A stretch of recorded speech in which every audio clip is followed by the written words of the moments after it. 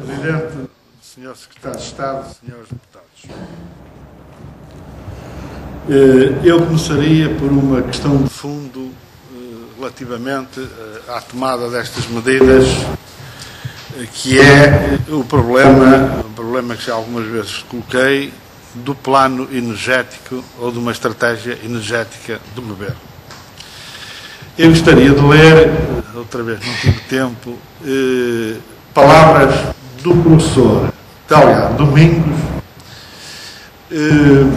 bem avisadas e que poderiam ter evitado muito destes problemas no setor da energia, sobretudo os sobrecustos que os portugueses e a economia portuguesa, a competitividade da economia, têm pago tão duramente ao longo destes anos.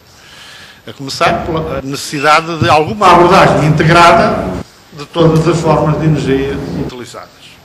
Diz o professor Delgado Domingos, num artigo que escreveu no Público, a propósito da demissão do anterior ex-secretário de Estado. Uma política energética, pela sua própria natureza, exige um planeamento de longo prazo e decisões políticas que não flutuem ao sabor dos ciclos eleitorais ou voluntarismo de conjuntura. Ao ter-se destruído a estrutura que elaborou o Plano Energético Nacional nos anos 80 e os seus serviços técnicos de apoio, sacrificou-se a independência e o mecanismo de geração de consensos em benefício de iluminados de ocasião, cujo peso político cresceu com a distribuição de benesses e a exploração populista de miragens tecnológicas. Avisadas palavras que, infelizmente, sucessivos governos não tiveram em conta na abordagem do plano da energia, dos problemas da energia em Portugal. E apesar das tentativas frustradas do PCP na retoma do plano energético no nosso país. E começava por lhe pôr uma questão que o ex-secretário de Estado nos colocou, já coloquei numa anterior audição, que o plano estratégico de energia do Governo estará pronto desde o dia 17 de fevereiro.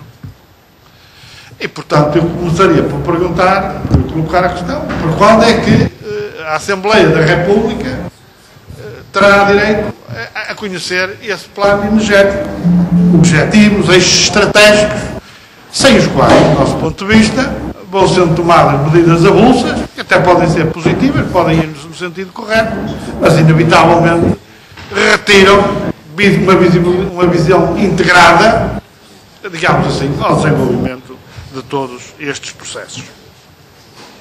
Mesmo estes cortes, nós temos dificuldade em encaixá-los de uma forma clara num plano energético, mesmo se no fundamental eles se justificam, e até são poucos, como terei ocasião de dizer.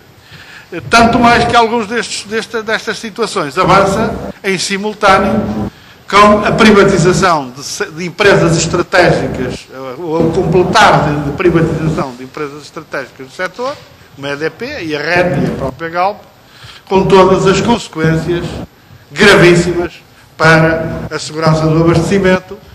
Esta questão central que o anterior secretário de Estado também colocou, da necessidade de preservar os ativos estratégicos destas empresas, até hoje não está feita a demonstração de que foram preservados, tanto quanto sabemos. Sr. Secretário de Estado, eu julgo que foi importante esta síntese que hoje trouxe. Foi pena que, quando o Sr. Ministro cá veio anunciar estas medidas, isso não tivesse sido distribuído. Nós hoje poderíamos certamente fazer este debate com outra base de informação, e eu penso que é útil, sim, esta informação com algum desenvolvimento e com algum rigor e indicação quantitativa do que vai ser feito.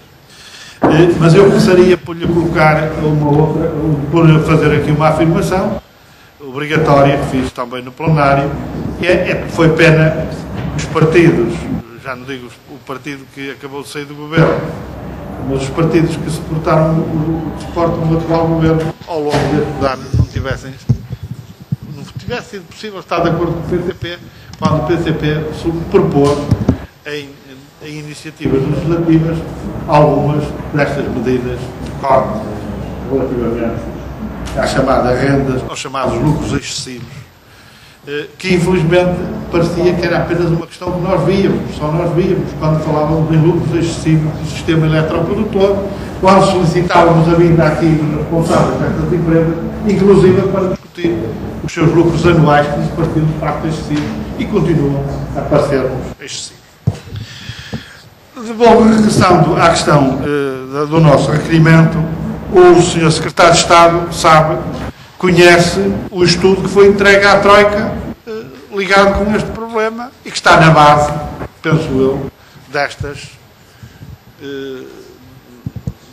abordagem do Governo, destas medidas. O problema que tem, a primeira questão que eu gostaria de colocar é se o cálculo, os valores que foram indicados à Troika, portanto, aqui os cálculos feitos pelo estudo externo, se, indo a uma frase feita de uma velha telenovela, está certo ou está errado. Eu gostaria que o Sr. Secretário de Estado se pronunciasse sobre esta questão. Fora a garantia de potência, que o atual anterior Secretário de Estado avaliava em cerca de 70 milhões de euros anuais, nós temos um total até 2012 de cerca de 4 mil milhões de euros e até 2011 de cerca de 1.486, 1.500 milhões de euros. Eu gostaria de saber se estes valores estão certos ou estão errados. Porque se está errado, estes valores estão errados nestes cálculos excessivos, de rendas excessivas, então o Governo tem que refazer os cálculos e fazer estes cálculos, porque destes cálculos resultará o acerto das medidas de cortes que vão ser feitas e, fundamentalmente, até a proporcionalidade com que esses cortes vão ser feitos nos diversos setores, nas diversas áreas. Se está certo, se estes valores estão certos, então não conseguimos entender, o Sr. Secretário de Estado certamente nos deve dizer, por que razão é que o Governo avança para um corte de apenas 1.800 milhões de euros. E não do total daquilo que é considerado excessivo, que é considerado traduzido num lucro excessivo do sistema eletroprodutor. O Sr. Secretário de Estado diz que este valor foram agora abordados com a Troika e que a Troika considerou que estava tudo certo. Há uma nota no próprio comunicado da Troika sobre esta matéria, a dizer a necessidade de que esta questão vá mais longe. Gostaria que o Sr. Secretário de Estado dissesse alguma coisa sobre esta afirmação.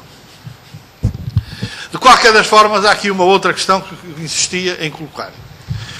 No cálculo feito, neste cálculo feito, há aqui uma renda excessiva, um lucro excessivo, que já foi absorvido pelo produtor. Vou terminar.